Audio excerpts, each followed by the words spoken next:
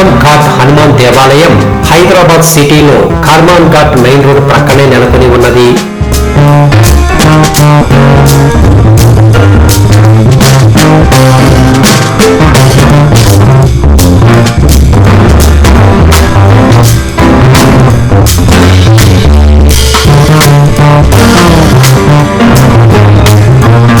ఇక్కడ జ్ఞానాంజనేయ స్వామి స్వయంభూగా వెలిశారు.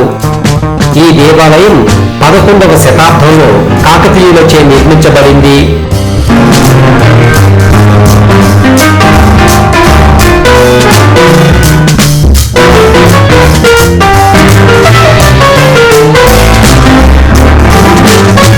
పదిహేడవ శతాబ్దంలో మొఘల్ చక్రవర్తి ఔరంగజేబును భయపెట్టి తరిమిన దేవాలయం ఇది.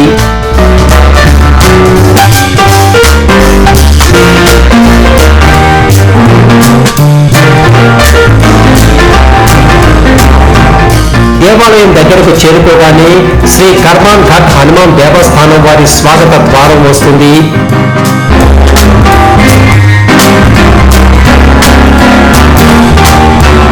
స్వాగత ద్వారం నుంచి ముందుకు వెళితే ఎదురుగా 5 అంతస్తులతో గాలిగోపురం వస్తుంది.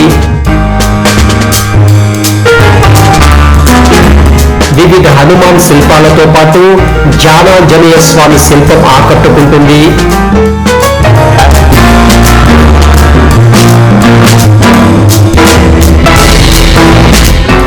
గాలిగోపురం ప్రక్కనే చుట్టూ రాతి మెట్లతో అందమైన పెద్ద కోనేరు ఉంటుంది. కోనేరు మధ్యలో ధ్యాన నిమగ్నుడైన ఆంజనేయ స్వామి చిన్న మందిరంలో కూర్చుని ఉంటారు.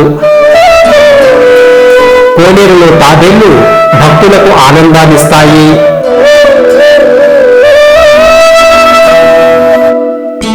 పదకొండవ శతాబ్దంలో గోల్కొండ కోటను నిర్మించిన కాకతీయ రాజు 2వ ప్రతాపరుద్రుడు తన సైన్యంతో అప్పుడు చల్చింగా పిలువబడే నేటి హైదరాబాద్ అరణ్య ప్రాంత గ్రామమైన లక్ష్మీగూడెం సమీప అరణ్యం ఇప్పటి కర్మాన్ ఘాట్ వచ్చి రోజంతా వేటాడి విశ్రాంతి తీసుకుంటుండగా అతనికి పులి గాండ్రింపు వినబడడంతో దాన్ని వేటాడాలని ఒంటరిగా అరుపు వస్తున్న వైపు వెళ్ళాడు.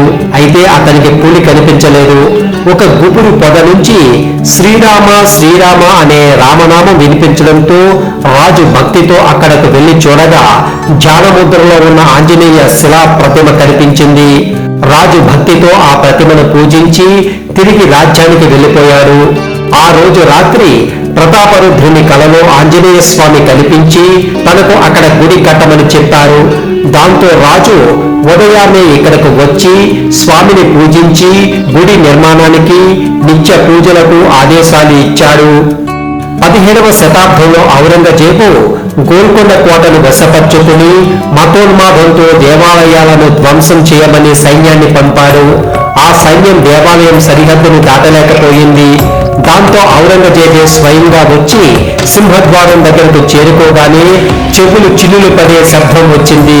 హే రాజన్, మందిర్ తోడ్నా హైతో పహలే తుమ్ కరో మన్ ఘట్.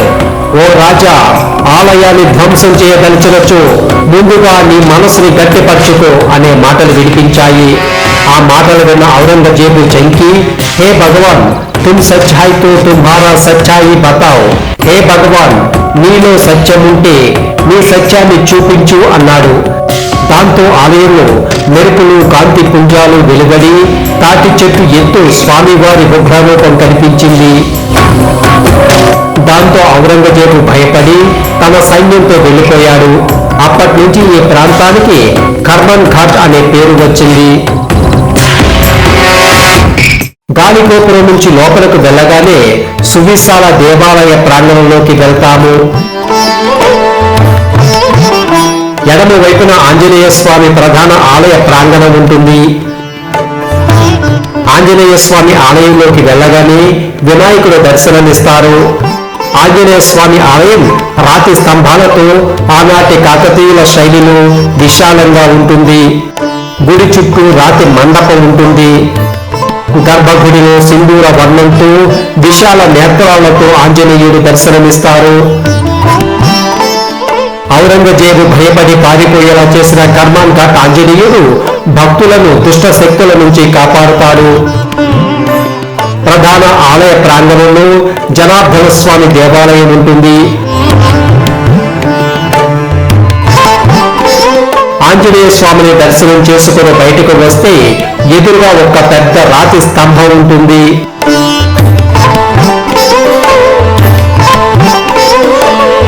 దాని మీద వివిధ హనుమాన్ మూర్తులతో పాటు అనేక రకాల బొమ్మలు చెక్కబడి ఉంటాయి. ఇది ఆనాటి చరిత్రకు సాక్ష్యంగా నిలుస్తుంది.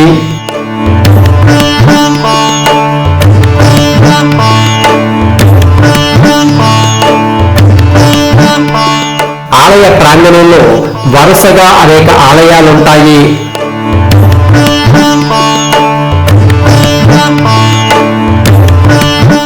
ముందుగా శ్రీ సంతోషిమాత ఆలయం, శ్రీ కోదండ రామాలయం, శ్రీ నాగేశ్వర ఆలయం,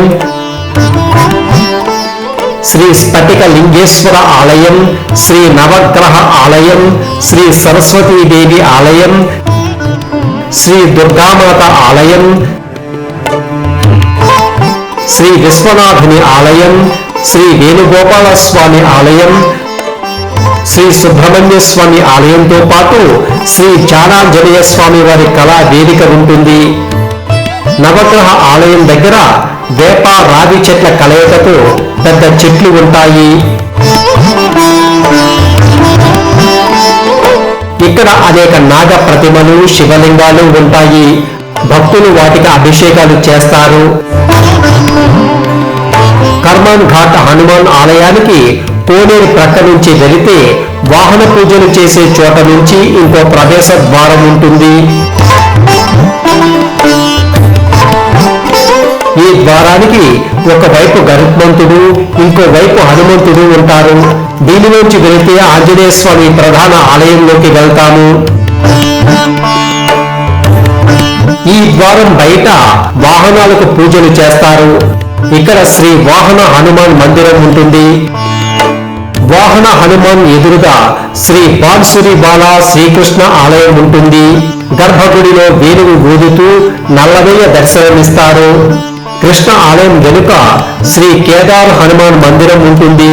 కేదార్ హనుమాన్ పూర్తి సింధూర వర్ణంతో సీతారాములకు నమస్కరిస్తూ ఉంటారు. కర్మాన్ ఘాట్ ఆంజనేయుని దర్శించుకుని ఆలయ ప్రాంగణంలో కాసేపు కూర్చుంటే మనసు ఎంతో ప్రశాంతంగా ఉంటుంది.